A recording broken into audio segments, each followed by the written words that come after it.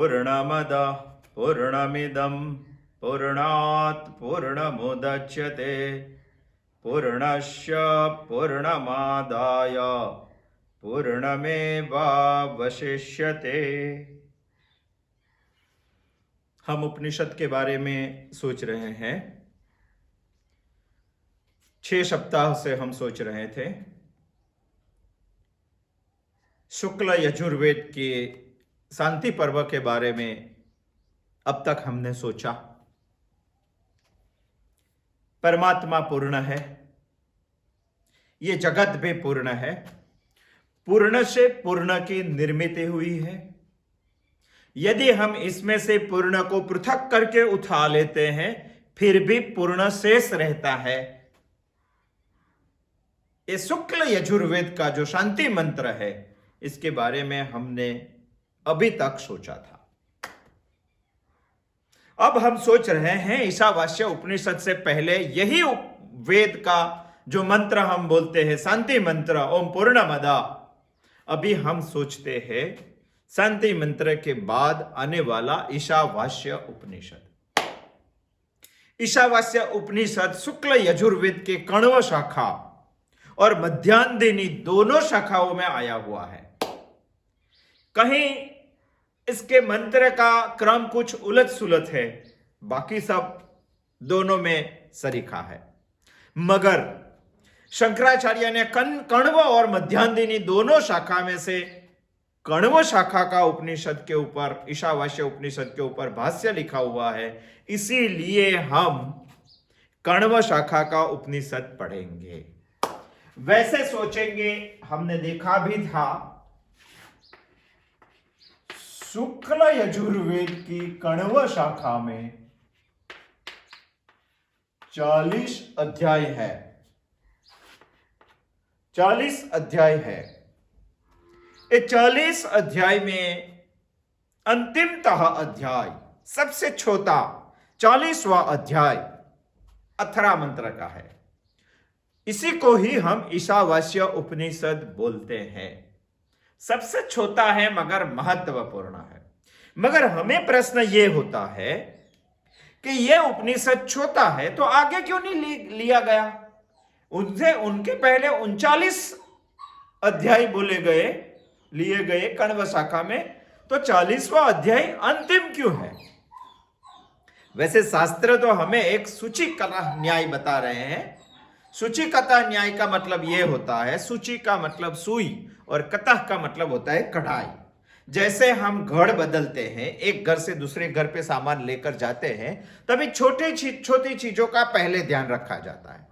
जैसे सुई और कतः दोनों को हम पकड़ेंगे तो सुई को हम पहले उठाएंगे, कढ़ाई को बाद में उठाएंगे। जो ये शास्त्रों का न्याय है, तो उसी ढंग से शुक्ल यजुर्वेद के कण्व शाखा में आए हुए 40 अध्याय में सबसे छोटा जो है सूचिकता न्याय के आधार पे जो छोटा है उसको पहले लेना चाहिए, बाद में क्यों लिया है, अंतिमतः क्यों लिया है, वो तो हमें सोचना चाहिए। ये 40वां अध्याय अथर्व मंत्रों का सबसे छोटा है मगर सबसे महत्वपूर्ण है।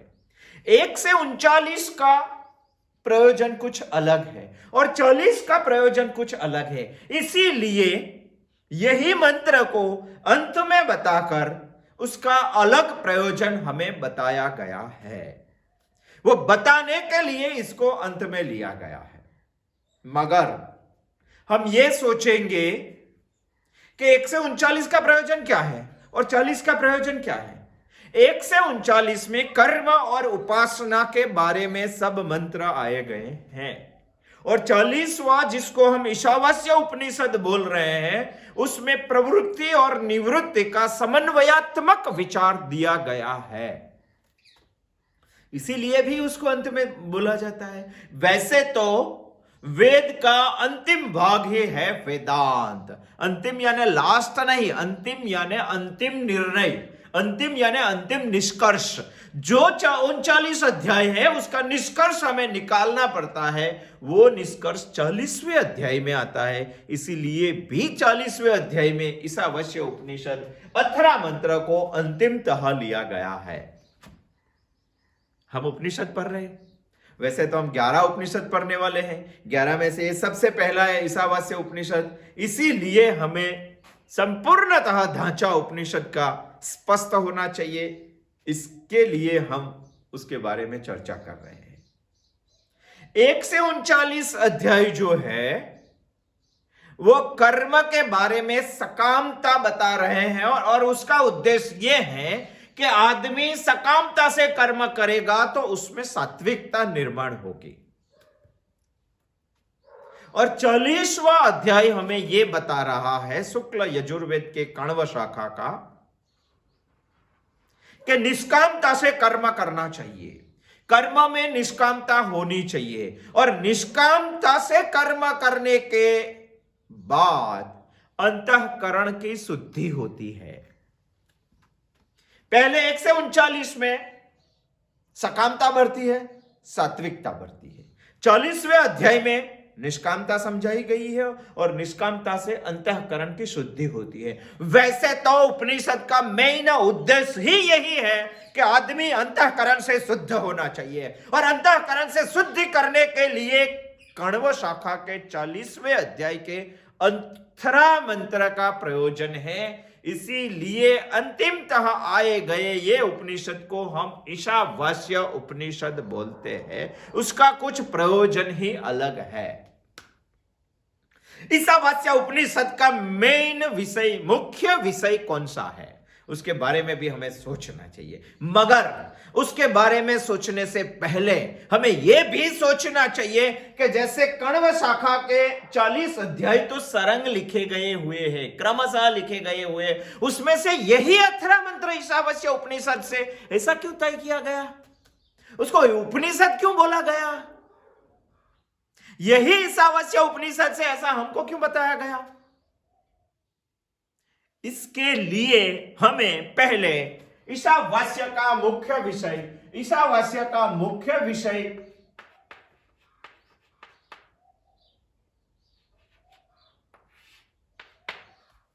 समझना चाहिए।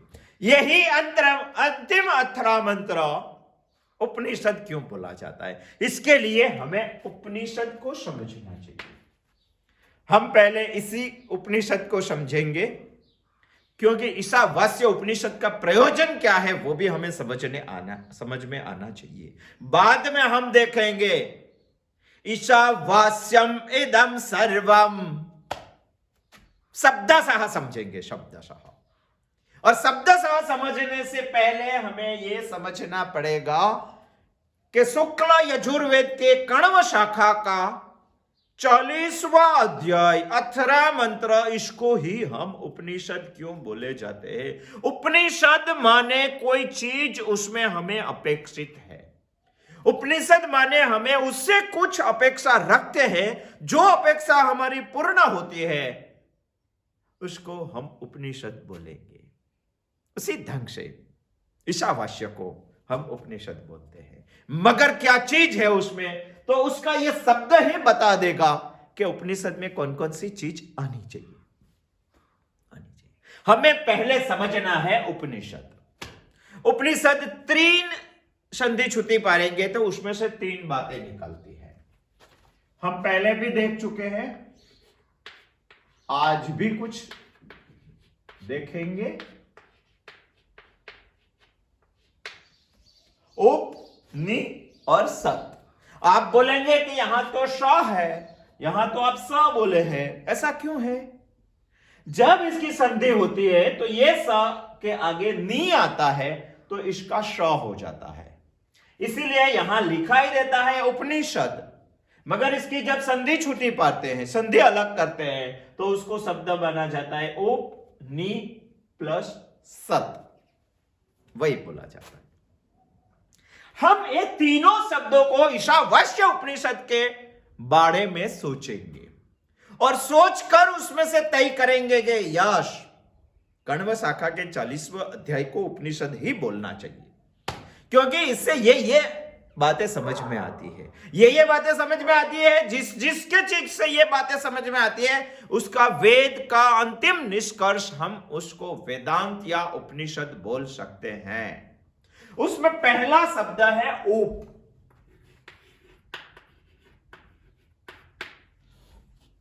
उप माने क्या, हम तीनों को समझेंगे आज, और तीनों को समझेंगे। और ईशावास्य उपनिषद हमें जो दे रहा है, हमें जो प्रदान कर रहा है, हमें जो समझा रहा है, हमें जो ज्ञान करवा रहा है, इसके बारे में सोचेंगे। यहां एक शब्द है इसके बारे में, उप। इसके बारे में हमें समझना चाहिए। उप यानी क्या? उप एक उपसर्ग है, नी भी एक उपसर्ग है, और सत एक धातु है। धातु यानी मूल शब्द जिसमें से यह शब्द बना हुआ है, सत धातु है, इसके साथ जुड़ा हुआ नी उपसर्ग है, उप भी उपसर्ग है। उपसर्ग है, मगर हमें समझना चाहिए कि उप माने क्या। उप का एक मतलब निकालेंगे तो होता है समीप, नजदीक। गुजराती में बोलते हैं पास। जो चीज हमें समीप है, जो चीज हमसे नजदीक है, जो चीज हमारे पास है, उसको बोलते हैं उप।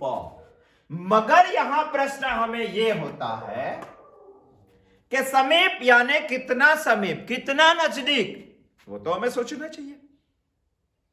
यहां उप माने समीप, यानी उप या समीप को कोई विशेषण नहीं है। इसीलिए हमें क्या समझना चाहिए, जैसे कोई बड़ी चीज को हम बता रहे हैं कि यह बड़ा है, मगर कितना बड़ा, उसके आगे हम विशेषण लगा देंगे कि यह हाथी जैसा बड़ा है, तो उसको एक मर्यादा आ गई, उसको लिमिटेशन आ गया, वो हाथी से बड़ा नहीं हो सकता है। मगर इसको बड़ा ही बोला गया और कोई विशेषण नहीं दिया गया, तो कितना बड़ा, सबसे बड़ा। इसी तरह यहां समीप शब्द है, उप माने समीप, और समीप को कोई भी विशेषण नहीं है, सिर्फ समीप ही है। तो हमें क्या समझना चाहिए? हमें समझना चाहिए सबसे समीप, सबसे नजदीक। ये ऐसी चीज उपनिषद हमें बता रहा है, इससे नजदीक और कोई चीज नहीं है।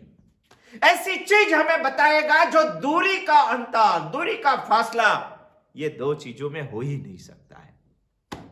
इसको बोलते हैं समीप। हमारी समझ में क्या है, हम सोचते हैं तो आकाश में जो रात को स्टार दिखाई दे रहे, तारे दिखाई दे रहे, तो तारे के बारे में सोचेंगे तो तारे नजदीक है, हाँ नजदीक है, मगर तारे से सूर्य नजदीक है। हम सोचेंगे कि सूर्य कितना नजदीक है, तो इसके बारे में सोचेंगे तो सूर्य से चंद्र हमारे नजदीक है। चंद्र के बारे में सोचेंगे तो चंद्र से पृथ्वी हमारी नजदीक है। पृथ्वी के बारे में सोचेंगे तो पृथ्वी से दिल्ली हमारी नजदीक है।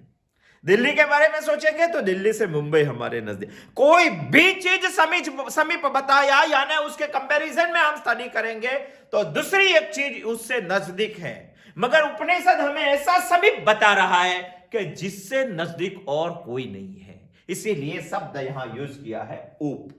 हम ईशावास्य के बारे में सोच रहे हैं। ईशावास्य हमें ऐसा विषय बताएगा, ऐसी चीज बताएगा जिससे समीप दुनिया में कोई नहीं है।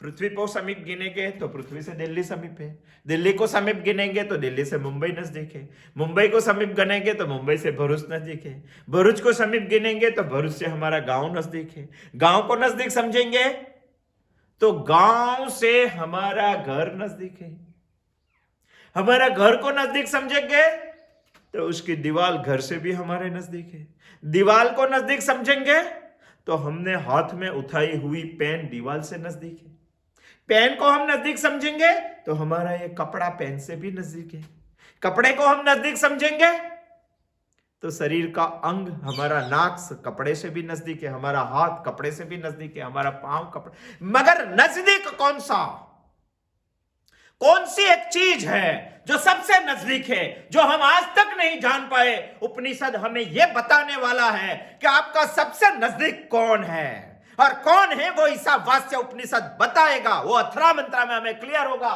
इसीलिए ये तीन शब्द में, एक शब्द में से एक शब्द हम समझ रहे हैं, उसकी संधि अलग करके ऊपर, सबसे समीप। ऐसी कौन सी चीज है जो हमारे समीप है? बाकी सब चीज हमसे दूर है, हमसे दूर है, इसीलिए तो उसको नजदीक लाने के लिए हम जिंदगी भर पुरुषार्थ करते हैं, जिंदगी भर संघर्ष करते हैं। हम बोलते हैं ना कि हमारे पास घर नहीं है, माने हमारे नजदीक घर नहीं है, हमारे समीप घर नहीं है, हमारे उप घर नहीं है। हम बोलते हैं हमारे पास गाड़ी नहीं है, हमारे पास बंगलो नहीं है, हमारे पास बच्चे नहीं है, बोलते हैं ना। पास नहीं है मतलब क्या है? हमसे दूर है।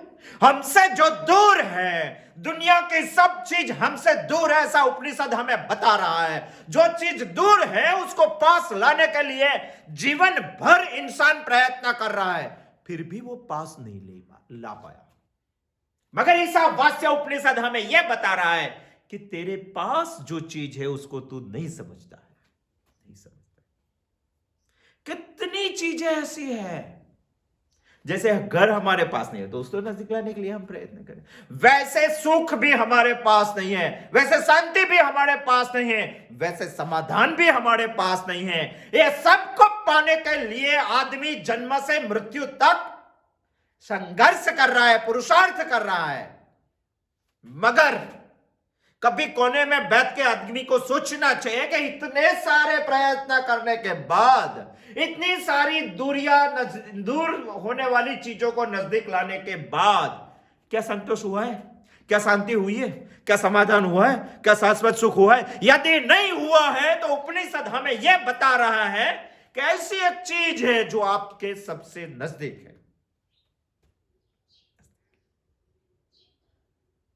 तो आपको सोचना चाहिए कि हम कर रहे हैं जीवन भर वो सही है या उपनिषद हमें बता रहा है वो सही है।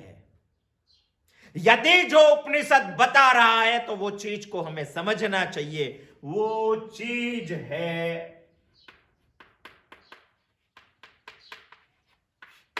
जिसको तत्व ज्ञान में हम ब्रह्म तत्व भी बोल सकते हैं,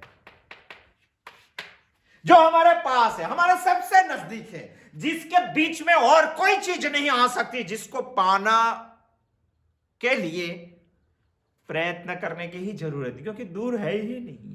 वो चीज हमें उपनिषद बता रहा है, वो चीज है आत्म तत्व। हम बात कर रहे हैं समीप की, हम बात कर रहे हैं ऊप की। हम ऊप की इसलिए बात कर रहे हैं कि ईशावास्य उपनिषद को हमने उपनिषद क्यों बोला, अथरा मंत्र को, उसमें ऊप समाया हुआ है, इसलिए हम उपनिषद में से ऊप समझ रहे हैं, समीप समझ रहे। बाकी चीज दूर है, उसको लाने की, नजदीक लाने का प्रयत्न कर रहे हैं, फिर भी सुख शांति समाधान हमें नहीं हो रही है। तो उपनिषद हमें बता रहा है कि आपके सबसे नजदीक कौन सा है?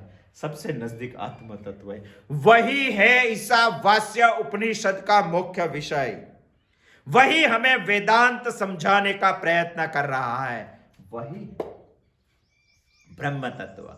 मगर हमारे मन में दूसरी एक शंका होती है कि क्या जो चीज हमसे दूर नहीं है, जो चीज हमसे सबसे नजदीक है, जो चीज हमसे अलग नहीं है, उसको समझने के लिए पुस्तक पढ़ना चाहिए क्या? पुस्तक की जरूरत होती है क्या? वैसे हम आज की भाषा में सोचेंगे तो उपनिषद भी एक पुस्तक ही है जो हमें आत्म तत्व के बारे में बता रहे हैं। वैसे इतिहास को क्या बोलते हैं? इतिहास है बनी हुई कहानी जो आज हम सुन रहे हैं, मगर बनी हुई कहानी जिसमें लिखी है उसको भी हम इतिहास बोलते हैं। वैसे उपनिषद माने जो सबसे नजदीक है उसको समझाने वाला, मगर सबसे नजदीक है वो चीज जिस बुक में लिखी है उसको भी हम उपनिषद बोलते हैं। हमें यही ऊप को समझने के लिए, हमारे सबसे नजदीक विषय को समझने के लिए पुस्तक तो चाहिए ही। क्यों चाहिए? क्योंकि हमारी जो आत्मा तत्व के बारे में, हमारे हूं के बारे में, हमारे मैं के बारे में जो समझ है वो सही नहीं है, वो निश्चित नहीं है। हम मैं को जितना जानते हैं, हम आत्मा को जितना जानते हैं, वो उससे की कई गुना विशेष है। हम जिनको जानते हैं उससे भी कितना गुना महान है वो। इसीलिए उसके बारे में हमारी समाज हर हमेशा जीवन भर अपूर्ण ही रहती है, अधूरी ही रहती है। उसको पूर्ण करने के लिए जो पूर्ण समझाता है, ऐसा कोई पुस्तक हमें चाहिए। वो है उपनिषद, ईशावास्य उपनिषद, जो पूर्ण समझ हमें देता है। वैसे समझ दो प्रकार की होती है। एक है स्वदृष्टि, दृष्टि है, दूसरी है वेद दृष्टि। समझ दो प्रकार की है। एक है स्वदृष्टि यानी खुद की दृष्टि, जो अपने अनुभव से आदमी तैयार करता है। दूसरी है वेद दृष्टि, जो वेद के कथन से तैयार होती है। जो अपने अनुभव से तैयार होती है वो हर हमेशा अपूर्ण है। जो वेद से कथन से निर्माण होती है वो हर हमेशा पूर्ण है। हम हमेशा अपूर्ण है, अधूरप है हम में, इसीलिए हमारी स्वदृष्टि हमेशा अपूर्ण है। अपूर्ण है इसीलिए हमें पुस्तक की जरूरत पड़ती है। पुस्तक की इसीलिए जरूरत पड़ती है क्योंकि उप को हमें समझना है, और समझाने के लिए, उप को समझने के लिए उपनिषद नाम के पुस्तक की जरूरत पड़ती है। यही उपनिषद पुस्तक में हम ईशावास्य उपनिषद पहले अध्ययन करेंगे। जैसे कि हमारा एक छोटा सा बच्चा है, छोटा सा बच्चा यानी 6 महीने का है। अभी वो बोलने या चलने को नहीं सीखा है। तभी वो बच्चा सब लोगों को देखता है। क्या देखता है? कई लोग चलते हैं, दौड़ते हैं, कई लोग बोलते हैं, कई लोग सुनते हैं। वो देख देख के 6 महीने से ऐसा तय करता है कि मैं उनके जैसा चल नहीं सकता क्या? उनके जैसा बोल नहीं सकता क्या? क्या मुझ में क्या क्षति है? मुझ में क्या अपूर्णता है? मैं उनके जैसा बोल ना सकूं, उनके जैसा कर ना सकूं। बाद में वो बच्चा बोलना सीखता है, बाद में वो बच्चा चलना सीखता है, बाद में वो बच्चा खाना सीखता है, बाद में वो बच्चा सुनना सीखता है, भाषा के तरह तरह के शब्द बोलने लगता है। दूसरे को देख के उसमें अपने को खुद में अपूर्णता दिखाई दे रही है, वो अपूर्णता को पूर्ण करने के लिए बोलना सीखता है, चलना सीखता है। ऐसा ही नहीं, दौड़ना सीखता है। ऐसा ही नहीं, पढ़ना सीखता है। ऐसा ही नहीं, डिग्री संपादन करना सीखता है। ऐसा ही नहीं, शादी करता है। ऐसा ही नहीं, बच्चे खड़े करता है। ऐसा ही नहीं, बच्चे को पढ़ाता है। जीवन भर आदमी और सबको सुख से रहने के लिए घर भी बनाता है, एक जगह से दूसरी जगह पे जाने के लिए गाड़ी भी लाता है। क्यों लाता है? उसने अपने खुद के जीवन में अधूरप लगती है, और अधूरप को पूर्ण करने के, दूर हुई चीज को पास लाने के लिए जीवन भर आदमी प्रयत्न करता है। यह है इसकी स्वदृष्टि। और वेद की पूर्णता की दृष्टि है। वो हमें स्पष्ट समझाते हैं, वो हमें निश्चित समझाते हैं। दोनों दृष्टि अलग है, दोनों दृष्टि में तफावत है, दोनों दृष्टि में फर्क है। स्वदृष्टि और वेद दृष्टि क्या फर्क है? हमारी दृष्टि, स्व की दृष्टि, इंसान की दृष्टि अनुभव से दृढ़ हुई है। वो यही मानता है। वो कहां मानता है स्व को पहचानने के लिए? वो कहां मानता है मैं को जानने के लिए? वो कहां मानता है आत्मा तत्व को समझने के? उसको कहां समझना है ब्रह्म तत्व? क्योंकि उसका जन्मांतर से दृढ़ हुआ एक दृष्टिकोण है कि हमें जो चीज दिखाई दे रही है वो दूसरे के पास है, हमारे पास नहीं है, इसीलिए हम अपूर्ण है। वो चीज हमें संपादन करनी है, उसके लिए प्रयत्न करना है, संपादन लेना है। लेकर भी और सुख नहीं होता है तो दूसरा संपादन करना है। ऐसे करते करते उसका आयु खत्म हो जाता है। खत्म हो जाता है तभी उसका एक अनुभव बढ़ता है कि जो चीज दूर है उसको पास लाना है। उसको अनुभव से घड़ी हुई स्वदृष्टि हमारी दृढ़ हो जाती है।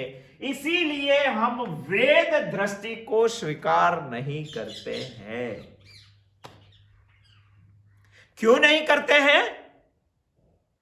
क्योंकि हमारा स्वदृष्टि दृढ़ हो गई है। हमें वेद दृष्टि नहीं चाहिए, हमें उपनिषद दृष्टि नहीं चाहिए, हमें उप की दृष्टि नहीं चाहिए, हमें ईशावास्यम की दृष्टि नहीं चाहिए। हमें तो स्वदृष्टि चाहिए क्योंकि वो दृढ़ हो गई है। मगर आदमी को यह मानने से पहले ऐसे समझ लेना चाहिए कि ये अनिश्चित है।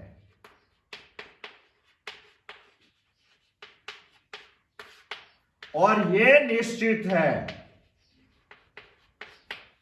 अनिश्चित माने कोई ठिकाना नहीं है, आज ये बोलते हैं तो कल दूसरा बोलते हैं तो परसों तीसरा बोलते हैं, मगर जो वेद दृष्टि है वो निश्चित है, उसमें कोई बदलाव नहीं है। वो आज बोलेगा, कल बोलेगा, हजारों साल पहले बोलेगा, कल्पों के बाद बोलेगा, वो ही बोलेगा।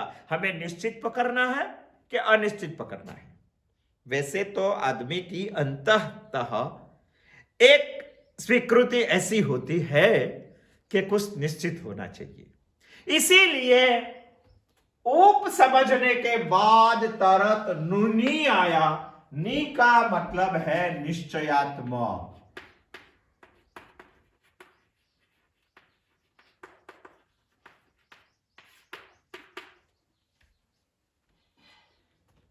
हम समझे शुक्ल यजुर्वेद के कण्व शाखा का ईशावास्य उपनिषद।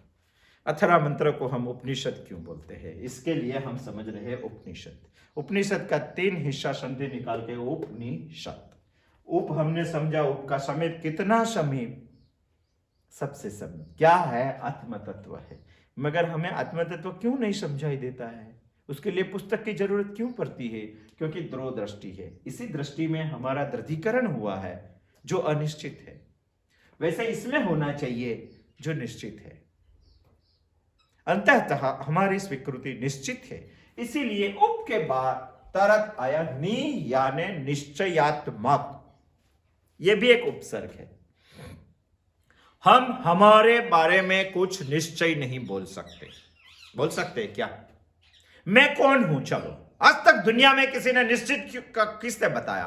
कोई नहीं बता सकता है, सिर्फ उपनिषद बता सकता है कि मैं कौन हूं। नहीं बता सकते हैं नहीं। देखेंगे हम क्या बता रहे हैं। जैसे कि हम बोल रहे हैं कि मैं बैठा हूं। मैं बैठा हूं मतलब क्या हूं? क्या हुआ उसका मतलब हुआ मैं शरीर हूं। कई बार बोल रहा है कि मैं सुन रहा हूं। मैं सुन रहा हूं उसका मतलब क्या है? मैं कान हूं। मैं बोल रहा हूं। मैं बोल रहा हूं मतलब क्या है? वाणी। मैं बोल रहा हूं मगर मैं वाणी हूं। हम कितने सारे बोल रहे हैं, मगर मैं कौन हूं वो निश्चय हमारे पास नहीं है। मैं बैठा हूं तो मैं शरीर हूं। मैं बोलता हूं तो मैं वाणी हूं।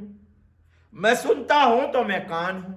मैं सोच रहा था, मैं सोच रहा हूं, तभी मैं मन हूं।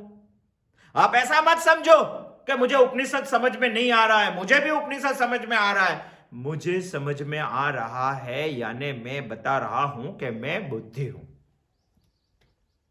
आप ऐसा मत समझो कि वैसा तैसा हूं, मैं सही हूं, जो हूं मैं सही हूं, ऐसा हम बता रहे हैं। तभी हम मालूम पड़ता है कि मैं अहंकार हूं।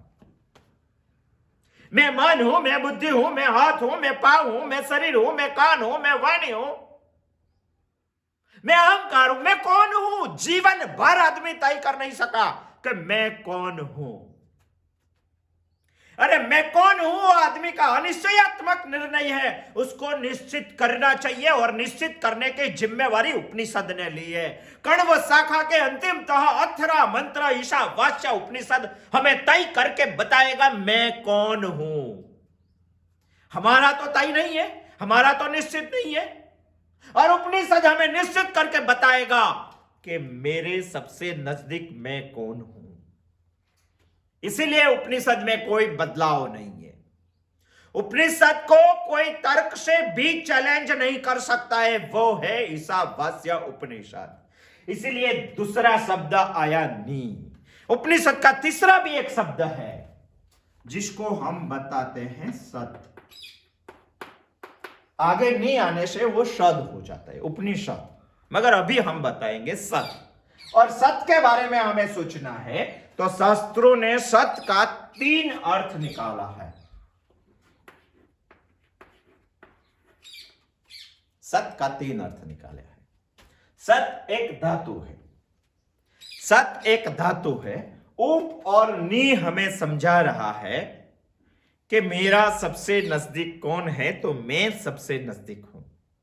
मैं का नी माने निश्चयात्मक। मैं का निश्चयात्मक ज्ञान, उसको उपनी बोलते हैं। मगर उसके साथ सत जुड़ा हुआ है। सत नाम के धातु जुड़ा हुआ है। मैं का निश्चित पूर्वक का जो ज्ञान है उसके साथ सत जोड़ेंगे तो 3 अर्थ होता है। पहला अर्थ क्या होता है? पहला अर्थ होता है विसरयति।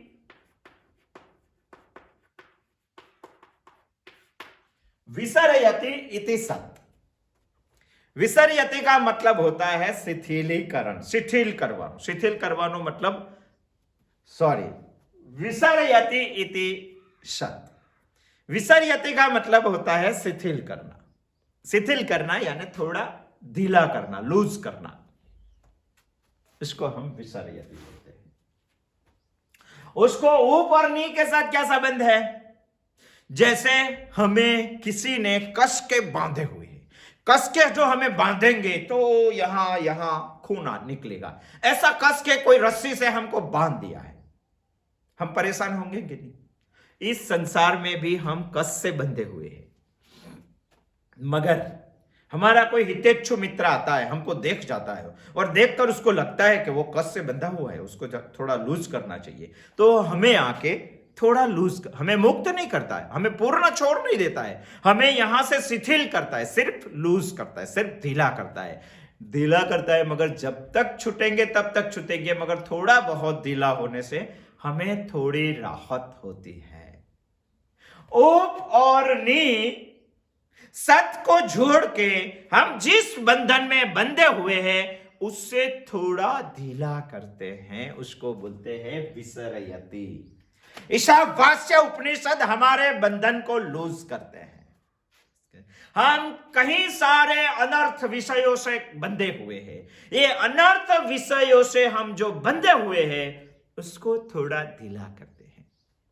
कौन से अनर्थ विषय का? जो चीज इस दुनिया में हमें जचती नहीं है वो सब हमारे लिए अनर्थ है। जैसे सोचेंगे तो मृत्यु हमारे लिए अनर्थकारी है, मगर ईशावास्य उपनिषद पढ़ेंगे तो मृत्यु का बंधन, मृत्यु का डर थोड़ा ढीला हो जाएगा, हमें इतना सारा डर नहीं लगेगा ईशावास्य उपनिषद पढ़ेंगे।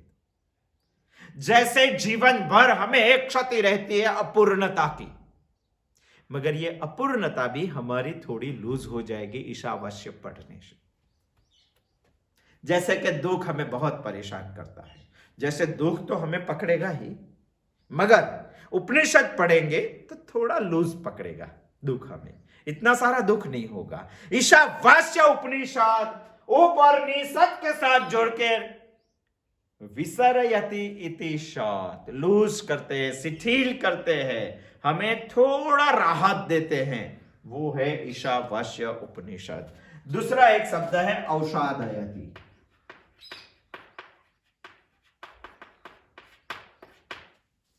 औषाधयति इति सत्। औषाधयति का मतलब होता है नाश करना, कलाश करना। ओप और नी हमें कोई चीज ऐसी है जिसको नाश करते हैं। जैसे कोई मित्र आता है तो हमें कस के बांधा है, उसको थोड़ा लूज करके चला जाता है, छोड़ाता नहीं है। मगर दूसरा एक हमारा हितेच्छु आता है, वो लूज किया हुआ पूरी रस्सी हमारी छोड़ देता है। छोड़ देता है, इतना ही नहीं, दूसरी बार यह बंधन में नहीं आना चाहिए, इसलिए रस्सी हमारे सामने ही जला देता है।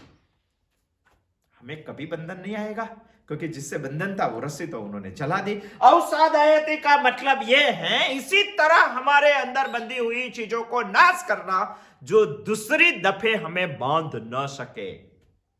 वो बताता हमें ईशावास्य उपनिषद। जैसे कि कौन सी चीज का नाश करते हैं? वो अविद्या का नाश करते हैं। मगर अविद्या हम समझेंगे अज्ञान, अज्ञान को उसी तरह नाश करते हैं जो दूसरी दफा नहीं आते। हमें ऐसा लगता है कि नहीं, हम तो बहुत सारे विषय पढ़ते और भूल जाते, विस्मृति हो जाती है हमें। मगर एक ऐसा सब्जेक्ट है उपनिषद ने पढ़ाया हुआ, जिंदगी में कभी भी विस्मृति नहीं होगी, ऐसी एक चीज है। उसको अंधेरे के साथ माप के देख लेंगे तो यदि एक रूम है हमारा, रूम में हम दिया जलाएंगे तो उजाला होगा।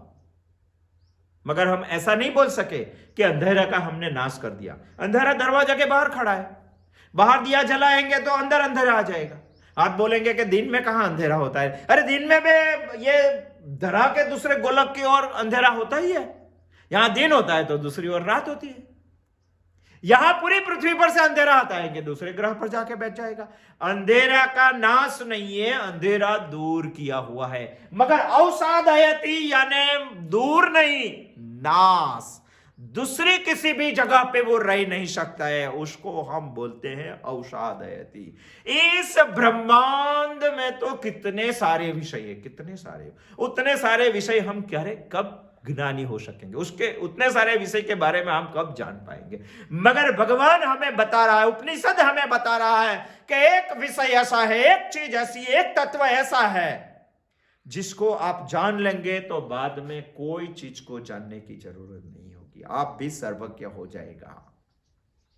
वो उपनिषद के बारे में अवसादयति के द्वारा हमें बता रहा है, वो चीज है आत्म तत्व, ब्रह्म तत्व, जो जानने के बाद हमें कुछ जानने की जरूरत नहीं पड़ती है। बाकी दूसरे विषय हम जानेंगे, गणित में हम एक्सपर्ट हो गए तो विज्ञान में हमें अज्ञान होगा, विज्ञान में हम ज्ञानी हो गए तो संगीत में हम अज्ञान हो गए, संगीत में हम ज्ञानी हो गए तो शस्त्र चलाने में हम अज्ञान हो गए।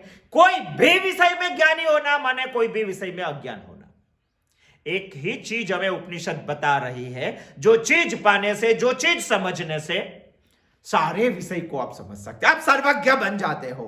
वो चीज है उपनिषद की आत्म तत्व, ब्रह्म तत्व। वही ईशावास्य उपनिषद का मुख्य विषय है। वो बताने के लिए कण्व शाखा के 40 अध्याय में से अंतिमतः अध्याय का अलग प्रयोजन है, वो बताने के लिए वो हमें बताया गया ईशावास्य उपनिषद। सत का तीसरा भी एक अर्थ है गमयति, गमयति इति सत। गमयति यानी प्राप्त करना, हमें समझाना, हमें ले जाना। ले जाना माने स्थानांतर नहीं है, इस जगह से उठाकर इस जगह पे ले जाना, ऐसा नहीं है। ले जाना, गमयति माने ब्रह्म तत्व की प्राप्ति कराना। ये पूरे अर्थ के बारे में हम सोचेंगे तो इसका मतलब है समीप, समीप सबसे है मैं, इसका मतलब है निश्चयात्मक, इसका 3 अर्थ निकलता है। ये सब को तुक में समझना है तो ऐसे समझ सकते हैं कि ईशावास्य उपनिषद का ऐसा एक हूं के बारे में, मैं के बारे में निश्चयात्मक ज्ञान, जो ऐसा एक निश्चयात्मक ज्ञान जो हमारे अनर्थों को शिथिल करता है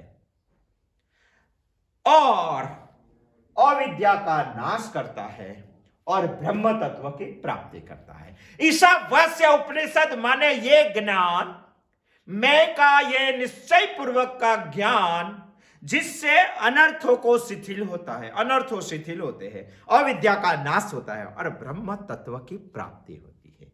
यही है ईशावास्य उपनिषद। ईशावास्य उपनिषद प्रमाण है। प्रमा यानी ज्ञान। हम जिस चीज से ज्ञान पा रहे हैं उसको हम जैसे आंख से ज्ञान पा रहे हैं तो उसको प्रमाण बोलेंगे, मगर उपनिषद एक ऐसा प्रमाण है जिसको हमें मानना ही पड़ेगा। इसके सामने तर्क नहीं चलेगा, इसके सामने वाद विवाद नहीं चलेगा, इसके सामने जल्प नहीं चलेगा, इसके सामने वितंडावाद नहीं चलेगा, इसके सामने संवाद चलेगा। यही है ईशावास्य उपनिषद। बहुत वर प्रदान करता है उपनिषद। वैदिक संस्कृति के नींव की शक्ति है ये उपनिषद, नींव का ज्ञान है उपनिषद। प्रमाण का मतलब यह होता है उसको ज्ञान देने की स्वतंत्रता है, जो चाहे वो बोल सकता है उपनिषद की मर्यादा में रह के। वो ऐसा नहीं है कि कुछ भी बोल देगा। जैसे हमारी आंख है, हमारी आंख ज्ञान देती है हमें। जैसे कोई सफेद फूल देखा तो हमारी आंख बता देती है सफेद है, और हमें आंख ऊपर विश्वास है, इन्होंने बताया तो सफेद है तो सफेद है। जो आंख ऊपर विश्वास है, प्रमा पर हमें विश्वास है, तो ईशावास्य जैसे उपनिषद के प्रमाण पर भी हमें विश्वास होना चाहिए। मगर कोई आंख के प्रमाण से ही बताएगा कि नहीं फूल पीला है, तो हमारी आंख तुरंत बता देगी कि नहीं सफेद ही है। उसको पिलाई देता है, दिखाई देता है, माने उसके आंख में, गुजराती में कमरा बोलते हैं, वो हो गया है। इसलिए पीला दिखाई दे रहे। प्रमाण को आदमी को मानना ही चाहिए। यदि तर्क करना है तो वेद के प्रमाण के हिसाब से तर्क करना चाहिए, और कोई तर्क उनके सामने चलना नहीं चाहिए। एक ही विषय के बारे में अलग अलग लोग इकट्ठा होकर खुद के अभिप्राय दे रहे, अलग अलग अभिप्राय दे रहे, उसको हम वाद विवाद बोलते हैं। सब इकट्ठे हो रहे हैं मगर किसी को समझने की तैयारी ही नहीं है, उसको हम जल्प बोलते हैं। डिस्कस करने के लिए तो लोग इकट्ठे हो रहे हैं मगर सब ऐसा तय करके बैठे हैं, मैं ही सच्चा दूसरा गलत, आपने बोली वो बात गलत है। क्यों? क्योंकि आपने बोली है। उसको हम वितंडावाद बोलते हैं। शास्त्रों में सबसे अच्छी तरह जो चलता है वो है संवाद। संवाद में एक की जिज्ञासा है, एक को समझने की जबरदस्त जिज्ञासा है, दूसरे को समझाने की चाहत है, समझाने की उतावल है, शीघ्र से उसको समझाना है, उसको हम संवाद बोलते हैं। मगर ये जो उपनिषद प्रमाण है, ये जो उपनिषद जिसमें समाया हुआ है, वो उपनिषद के शब्द में बहुत सारी गंभीरता छुपाई हुई है। ईशावास्य उपनिषद के हर एक मंत्र के एक एक शब्द को हमें समझना चाहिए। ईशावास्यम इदम सर्वम। आने वाले बुधवार को हम आएंगे, तभी सोचेंगे कि ईशावास्य इदम सर्वम क्या बता रहा है। जय श्री कृष्ण।